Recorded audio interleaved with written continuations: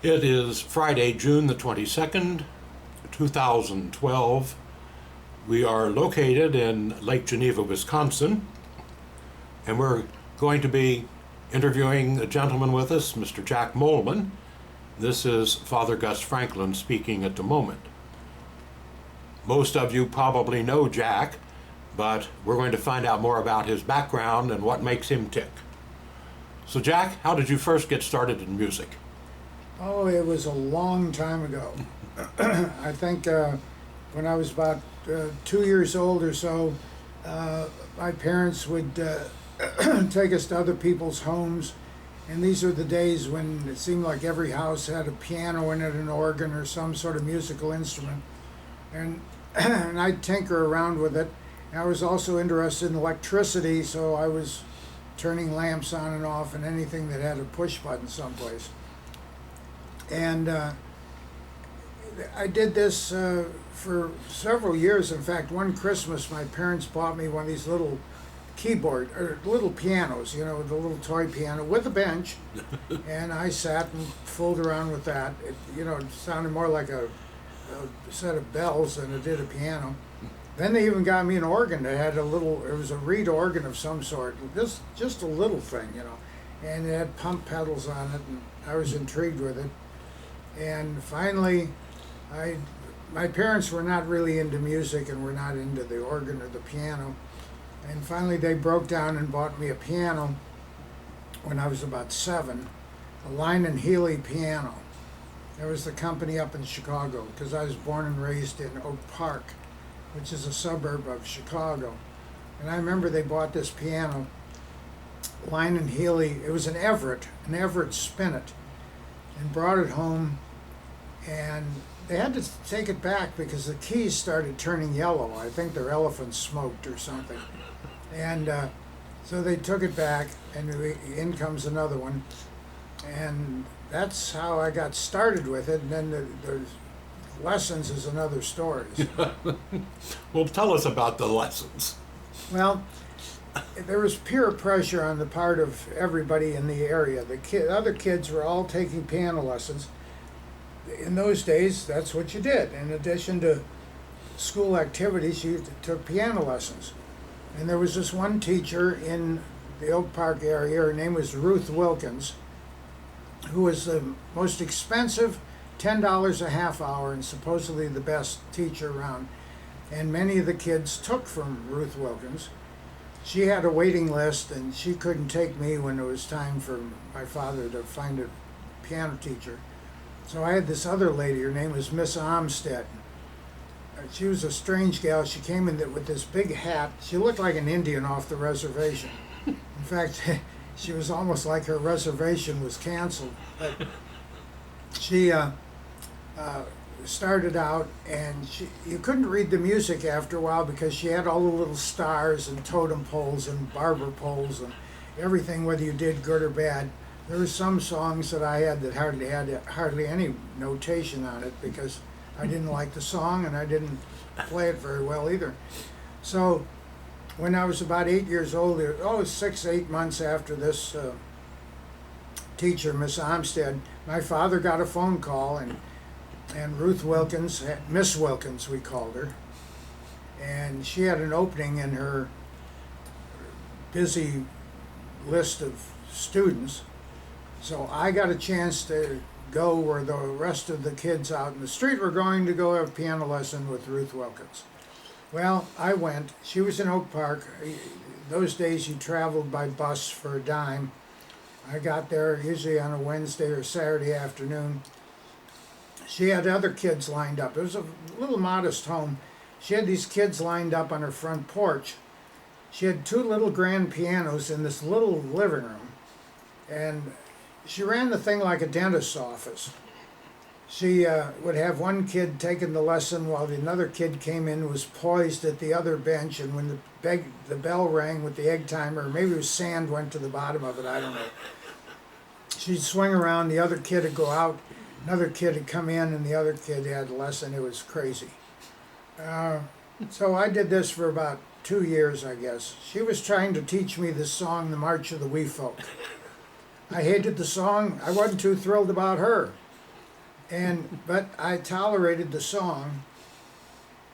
And one day she got a tape recorder, Webcore tape recorder, and she would record the lesson for the first 15 minutes of you playing, and then she would play back the tape for the next 15 minutes, which I thought she was wasting my father's money because I was there during the first 15 minutes. I didn't need to hear it over again. But I was more intrigued with the tape recorder, and we generally had a mutual dislike, I think, for both the piano and especially her.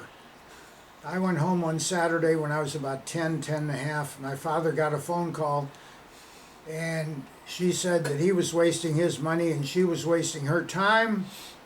Bottom line is I got fired by a piano teacher. Fired. And I've always said my goal in life is to find that woman, sit her on the front row of the Fox Theater where I play now, or the Radio City Music Hall, or one of those places, and ask her where the rest of those kids are that are sitting on her front porch. They're probably into one of them playing. That's the musical career.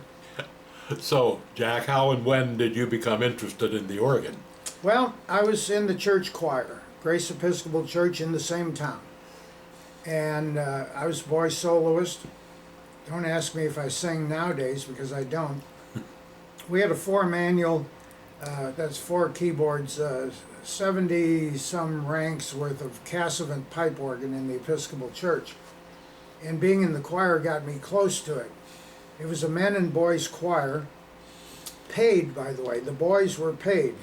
A dime for a rehearsal and 15 cents if you were there on Sunday. I got an extra $1 because I got to turn the pages for the organist during the postlude. So I was watching this guy, and even though nobody was allowed to play the organ except the organist, when he was collecting the music after the service, he would let me sit down and tinker away with the thing. And I, being interested in electricity, the knobs and the stops and all intrigued me, and so did the sound of the thing. It was very dynamic. I didn't know what I was doing. I couldn't reach the pedals. But over the course of years, I watched him, asked questions. I was getting free lessons and he didn't know it. So I can actually say I never had formal organ lessons. But when I was about 13, I was turned loose in the month of August at the church. That was his vacation, and I became then, in my opinion, self-appointed assistant organist at Grace Episcopal Church. And how did you come up to be interested in the theater organ? Well, piano, I played all sorts of things. I didn't know what a theater organ was. There was a guy named Al Melgard who came to our church on occasion, and I was there when I was maybe 14 or close to 15. He came to the church some afternoon when I was practicing, and he walked up and introduced himself. Didn't mean anything to me. He wasn't too sure who I was either, but he was the organist at the Chicago Stadium for many years, which has the big 6-manual Barton theater pipe organ in a place that holds 40,000 people. And he's asked me, he says, "You want to come and play a real organ?" Well, I thought what I had here was pretty good, considering some of the Hammonds and the little pump organs that people had in their homes. He says, "Come on, I'll take you and show you a real one." So I called up my mother and I said, "I'm going with this man," because she happened to know who he was. Not that he played the organ, but she knew him by name. And we went down to the Chicago Stadium. I'd never been in the place, and this was a day when the Escapades were there. And of course the organ is featured at the beginning and the intermission and what have you. And so we climb up to this thing's close to the ceiling in some big balcony deal.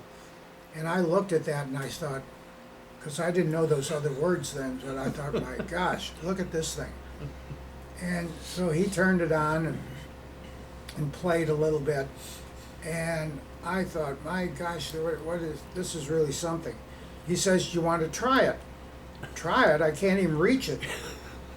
So he went off he had his little office in back of the console up there in the ceiling, and I sat down and I thought, now what am I going to do here? I'm not going to play Amazing Grace, and I didn't have my hymn book. That's the normal excuse with everybody. I don't have the shoes, my glasses, or the music. So I thought, well, I'm going to play the only thing I'd played on the piano at home, and I never dared play in the church. It was I've Been Working on the Railroad, the song. So I tried it. I mean, it had the stops all arranged. I couldn't reach them. Didn't know what they did. There were brown ones, yellow ones. I thought the red ones were the prettiest, so I mashed a few of them down. Later found out those are the loud ones. And so I've been fussing around with the thing for about a half an hour, and he says, let's go to dinner, get something to eat, and get back so we could be there for the show. And I get to see the show, get to sit up there on that perch where the organ is, and that's what we did. We came back after dinner. People are starting to come in. He was going to start playing. And he says, Jack, you did pretty good this afternoon when you were playing. How would you like to play the thing for these people coming in? To be continued. My phone's ringing. Okay, sorry about that. My telephone rang, and they call it the electronic leash. I think I was saying that Al Melgard said, well, why don't you play something as the people are coming in? And I thought, oh my gosh, what am I going to do? But here I am, this little speck on the balcony up there. They didn't know who I was. I didn't know who they were. So I got up there and I pushed something and pushed some more of the red ones and played I've Been Working on the Railroad. That's the only thing I knew. I played it earlier. It wasn't anything great, but I played it, and so that started me. I said to Al Melgard, I said, now, Mr. Melgard, that's what we called him in those days. I said, just what is this thing? He says, it's a theater pipe organ. I said, well, okay, because it's obviously designed different from the one we have at church. And, you know, like, what is the difference between a church organ and a theater organ, he said. I said, I was very smart then. I said, well, one is in the theater, the other's in the church. And that's all I knew about it at the time. And so that's how I got started in it. Now, interestingly enough, it was only, guys, 40 years later, I got to play the thing again before they tore the building down. Right. And that's the only time I was ever near it. Okay, Jack. Of course, you were a very successful military man, full colonel. So they say. Yes. And you were also very involved with the theater organ and playing the theater organ during that time. How did you balance all that? Well, maybe we need to start as to how I got into the Theater Organ Society, and other than what happened after the stadium deal. Okay. In those days, these clubs, there were clubs in all the music stores, mainly the Hammond. They had Hammond organ clubs in these music stores. They were there to inspire you to continue playing, but they wanted to upgrade you and sell you something else. So I used to go to those as I was touring around with the military. And, gosh, I forgot the crux of the question. Well, how did you balance how them? do I balance it? Yes. Well, everybody's got to have a hobby. Golf, to me, is a waste of real estate. Other sports, I don't even understand them. So I just found time to do what I wanted to do, and that was to play the organ. It was mainly off-duty time. I'd play in nightclubs. I'd play in those organ clubs. And it was 1967, when I was whatever age I was at the time,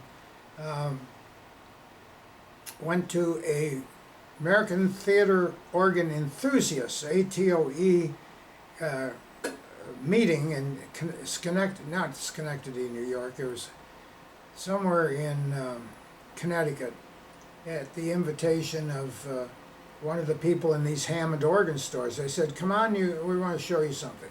So I went to the home of Eleanor Weaver, Bethany, New York, or Bethany, Connecticut, that's where it was. She had a 3-manual, 8 or 10 rank Martin Colton organ. So I went there, and I didn't know anybody. They didn't know who I was. It was mutual admiration at the time. And Alan Miller, one of the charter members of ATOS, or ATOE at the time, was the featured artist in the home. Oh, there was probably 30, 40 people. And he got up there and started playing Roller Coaster, that song as I recall, and it was very good, and I was impressed with the sound of this instrument in the house. Of course, the big organs like in the church and in the stadium, they're the acoustics, but here it was in a home to have a pipe organ. He's partway into the song, he gets off the bench and the damn thing keeps going. And I thought, well, what is this? Well, it had a roll player hooked to it. And so he had found this roll player and reconnected it. So I blame Alan Miller for getting me into the ATOE in 1967. And as I went through the military years, I found pipe organs, I found organ chapters, organ societies, and it didn't interfere. It's just like people having an extracurricular activity. In the Air Force, I was in communications electronics because my degree is in electrical engineering from Bradley University. I found out, and will still say today, you can't make that much money off of music unless, heaven forbid, you're somebody like Michael Jackson, and then you have a very limited audience. You have a big audience, but not people that care. It's not, I won't talk about that too much. But the military provided me the income that I needed, and the two meshed together. The Air Force leadership was very interested in my participation in events from the musical side, and I got to meet an awful lot of generals and all. I'm not saying music got me to be a colonel in the Air Force, but I won't deny that it helped. Okay. You touched on this briefly. Would you say more about your interfacing of your interest in electronics and the theater organ? Well, the theater pipe organ, there's nothing electronic about it. But it's a lot of buttons and switches, and it's mechanical, and it's electrical of sorts. And I think it's an engineering marvel the way the thing operates. So as I was intrigued with that, a television set in the olden days was complicated and intriguing to operate. I took that interest of both music and the electronics, electricity, and now electronics, and combined them to build an organ or musical instrument, we call it, that does the same sort of thing. Because, you know, even these pipe organs, somebody had to build them, and they had to be both mechanical and electrical. I took my interest and knowledge of electronics and built a pipe organ which has a lot of electronics in it as well. And so that's how I married the two together, plus other gadgets that I have around. I've got a very modest home, and it's all computer controlled, but I enjoy putting the two hobbies together, and so far it all works pretty good. Okay. At one time, of course, the theater organ was a very popular star in the pizza parlors. And I think you have quite a bit of history regarding playing those theater organs. Well, let me say this. The heyday of the pizza parlor organ was around the 1970s, late 60s, early 70s. Why they're in pizza parlors? Simple reason. Making a pizza is not too challenging, and that's where the food restaurant industry started out, as opposed to being a steakhouse, and they didn't have fast food places at the time. There were very many of them. So it centered around a chain of restaurants, Captain Galley, I think they were called, out in California. California is where the pizza parlor thing really started. I was involved in a chain around Anaheim, Disneyland, that had 5 Shakey's pizza parlors. And the one I was involved in finding the organ and having it installed, was in a Shakey's pizza parlor. It was a Wurlitzer 2-manual 10-rank, and I didn't know that much about them at the time, and I didn't install it, but I played it every night. And the more trash and bang you get going, the more people like it. And they used to come in just to hear the organ. The demise of, and then it spread across the country. The demise of the pizza parlor was that the owners spent more time putting their profits into the organ and getting it to be so super that they neglected the product that they're really selling, and that's food. If the food was terrible, people aren't going to come back. The organ may sound wonderful, but so what? And somebody that comes in to hear the organ, they buy a Coca-Cola and sip on it for 3 hours, you're not making any money. So that's the demise of it. Today, there are about 3 or 4 pizza parlors, 2 notable ones. One's up in Milwaukee, Wisconsin, called the Organ Piper, and the other one's Mesa, Arizona. And then there's a couple of small ones around, but that's all that's left out of the pizza era. Okay. And the pizza, Domino's and these Little Caesars and all, they don't have storefronts. It's a lot of delivery and eat them on the sidewalk. Right. You've also done a lot of concert playing and programs around the country. What is the most spectacular venue which you ever did a concert? Well, you're leading up to probably the music hall, but I'm thinking excluding that. Well, we'll let it go at the Radio City Music Hall. It was spectacular because in general terms it really had never been done. It has the largest organ that the Wurlitzer Company built for a public venue, and while the organ gets a lot of exposure during some of their shows, the Christmas and the Easter show, it doesn't really get used as a concert instrument. It's open to the public. I mean, there's private groups that come in. The Theater Organ Society has had this. So I looked in the mirror one time and thought, I want to rent the place or do whatever I can do to put on a program there. It ended up being very expensive, spectacular in the sense that it had never been done, and there were 5 of us that played the organ, and in amongst the problems we had with the management of the place, we didn't have problems. It was just that they had rules. They had never done an organ concert, so they didn't really know what they were doing. We didn't need 15 guys to load in the show, and it cost me $43,000 for stagehands. But that's the union. And we'll come back. There's the phone ringing again. Sorry for the interruption caused by the phone call. We'll continue with Radio City Music Hall. Jack? Let's see, where were we? We were talking about why it was so spectacular.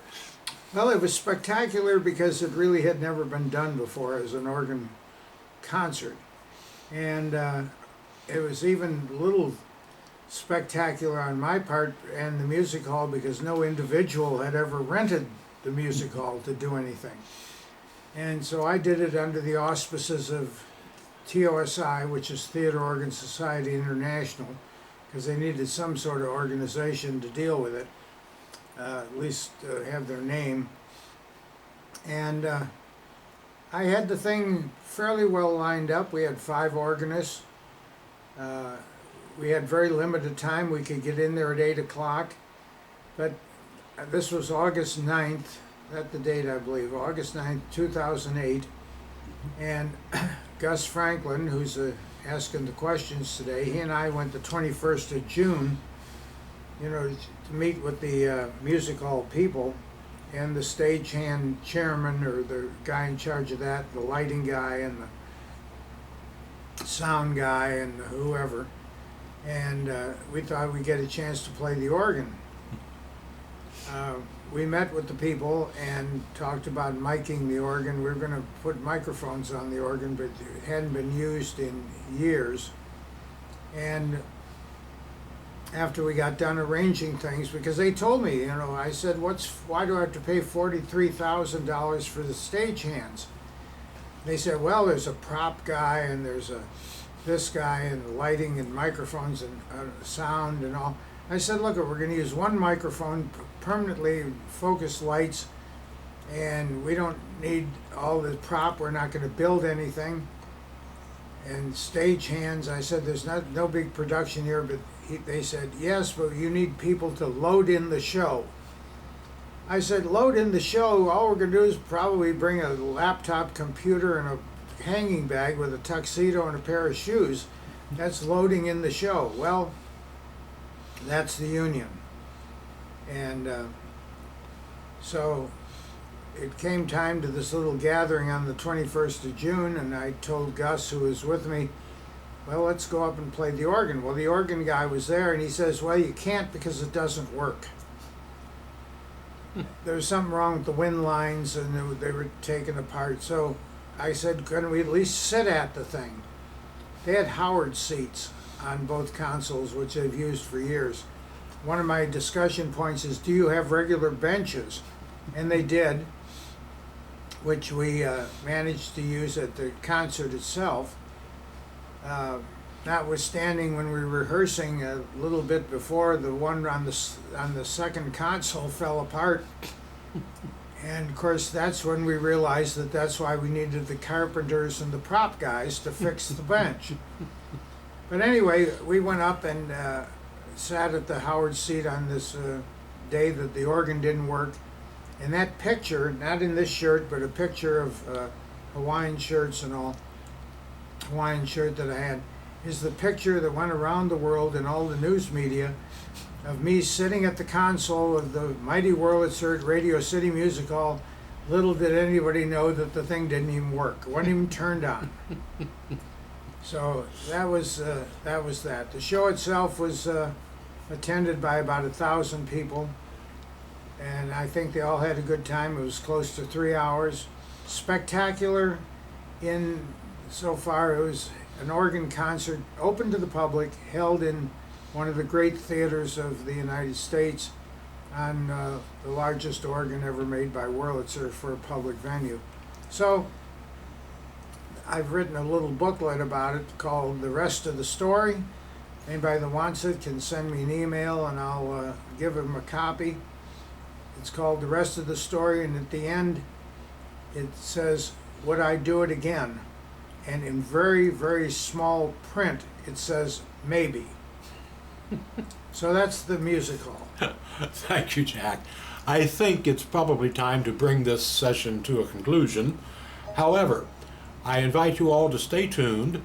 We're going to do a second part of this particular interview, or new interview, really. Son of the interview, or whatever you want to call it. Yeah, you call it. And it's going to focus on Jack's involvement in and contributions to the American Theater Organ Society. I frequently refer to Jack as professor, because if there's any one person alive today who knows anything more about ATOS and its operation than Jack does, I'd like to know who that is. I would too. So I hope you'll stay tuned for our second session with Jack, in which we will explore his involvement with ATOS. Thank you for watching and listening. Goodbye.